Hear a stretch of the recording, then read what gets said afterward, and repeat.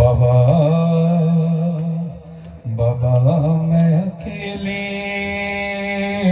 اندھیرا و دشت بلا جل گئے خیم کرتا میرا جل گیا پھر میری سمت کو ایک ظالم بڑھا میں لرزنے لگی دل دھڑکنے لگا بابا اس نے کانوں سے نوچی میری بالیاں کان کے خون سے کرتا میرا طے ہوا اس نے منہ پہ تماچا لگایا میرے میں سنبھل نہ سکی گر گئی خاک پہ پھر میں چلائی رو کے چچا شمر مجھے مار رہا ہے میری مدد کو کوئی نہ بابا میں روتی رہتی بابا بابا بابا جان کیا میں کہوں کیا نہ کہوں رنج و الم شام غم حال سفر شام کے زندہ کے ستم جن کی بیٹیاں ہیں وہ اس کیفیت کو سمجھیں گے جن کے پاس بیٹے نہیں ان کو بیٹے عطا فرمائے جن کی بیٹیاں نہیں ان کو بیٹیاں عطا فرمائے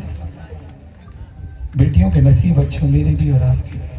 وسیم نقوی صاحب کو خدا اولاد نرینہ عطا فرمائے میرے بھائی کمبر علی رضوی کو خدا اولاد نرینہ اولاد صالح عطا فرمائے اور اس کے ساتھ ساتھ میری والدہ اور میرے والد کو صحتیابی عطا فرمائے برادروں بس ایک جملہ سننا یہ دل پر دل اجازت دے تو سروں پہ ماتم پہ گریہ کرنا گواہی دینا وہ میں خود گواہی دیتا ہوں کہ جب گھر والوں سے رخصت ہوتے ہو تو سب سے آخر میں ہماری بیٹیاں ہم سے ملنے آتی ہیں اور جب گھر واپس لوٹتے ہیں تو سب سے پہلے بیٹیاں دروازے پہ کھڑی ہوتی ہیں اور وہ بیٹیاں گواہی دیں گی جتنی بیٹیاں ہیں بہنیں ہیں یہ مائیں ہیں یہ سب گواہی دیں گی یہ جو بزرگ خواتین ہیں نا یہ بھی اپنے باپ کے لیے آج بھی بیٹی چھوٹی بیٹی کی طرح ہی ہے الداروں جب بیٹی گھر پہ آتی ہے نا باپ گھر پہ آتا ہے تو بیٹی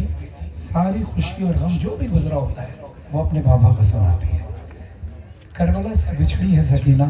اپنے بابا سے شام کے زندان میں کٹا ہوا سر بابا کا ملا ہے کربلا سے کوفہ کوفہ سے شام شام کے زندان کا حال سناتی ہے سروں میں ماتم کرنا بی بی فرماتی ہے بابا جان کیا میں کہوں کیا نہ کہوں رنج و الم شام غم حال سفر شام کے زندہ کے ستم اپنے غم تم بھی سناؤ اپنے غم میں بھی سناؤ یہ چھوٹے چھوٹے بچے پڑھ رہے ہیں رو کر پڑھ رہے ہیں بچوں کی کیفیت بچے ہی سمجھتے ہیں خدا تم سے راضی رہے تمہارے ماں باپ کا سایہ قائم رہے سارے بولو بابا جان کیا میں کہوں کیا نہ کہوں رنج و الم شام غم حال سفر شام کے زندہ کے ستم اپنے غم تم بھی سناؤ اپنے غم میں بھی سناؤ بابا جان شمری میں جا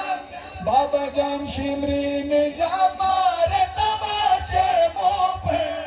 والیا کھینچ میری کرتا ہوا خون میں تر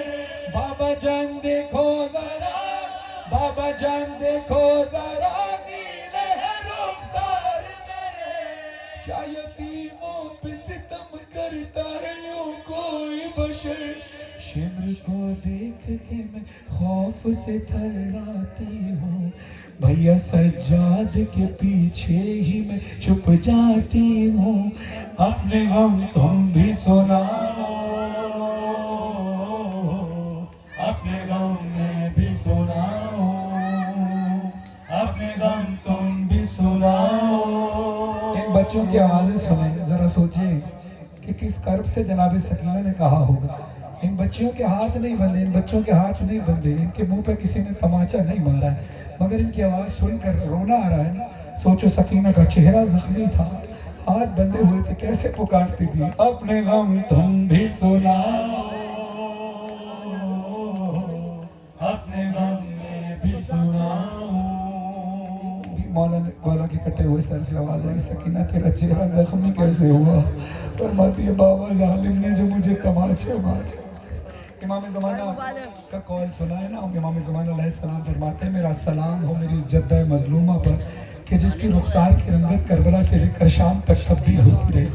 کیسے تبدیل ہوئی عزیزانو؟ مجھے بی بی کی عظمت کی قسم, شہزادی کو پہلے تماچے مارے تو چہرہ لال ہوا, پھر نیل پڑ گیا, اس کے بعد اتنا مارا ہے کہ چہرہ زخمی ہو گیا.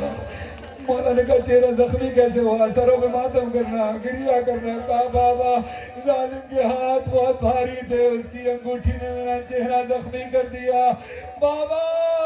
علی اصغر کے گلے میں جو تیر لگا تھا وہ تیر علی اصغر کے قد سے بڑا تھا, جو مجھے تماچا لگا وہ ہاتھ میرے رخسار سے بڑا تھا. سکینہ تیرا چہرہ زخمی کیسے ہوا؟ تو نے بتایا. تیری گردن پہ نشان کیسے؟ ماتم کرنا. بی بی فرماتی بابا جان بازو بندے,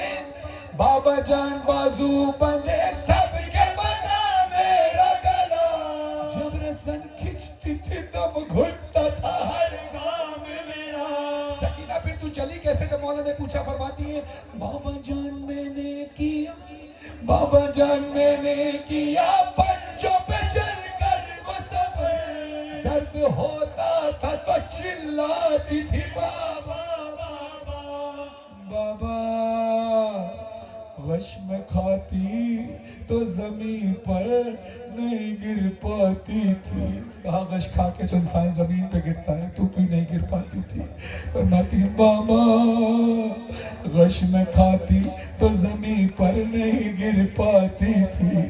رسی اس طرح سے گردن میں پھنسی.